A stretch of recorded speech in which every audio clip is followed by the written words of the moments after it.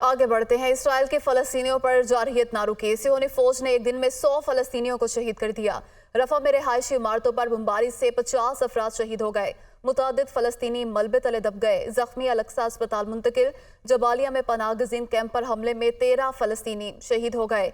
Israel की जारहियत जारी है और आपको मजीद बताएं कि सियोनी फौज ने एक दिन में 100 फलस्तीनियों को शहीद कर दिया है और रफा में रिहायशी इमारतों पर बमबारी की गई है जिससे 50 अफराद शहीद हो गए। मुतादिद फलस्तीनी मलबे तले दब गए। जख्मियों को अलक्सा अस्पताल मुंतकिल कर दिया गया है। गजा में तबाहकुन इसराइली हमले जारी हैं। रफा में रिहायशी इमारतों पर बमबारी, सैकड़ों फलस्तीनी मलबे तले दब गए। अक़वाम मुत्तहिदा की सिक्योरिटी काउंसिल में वोटिंग दूसरी बार मुलतवी।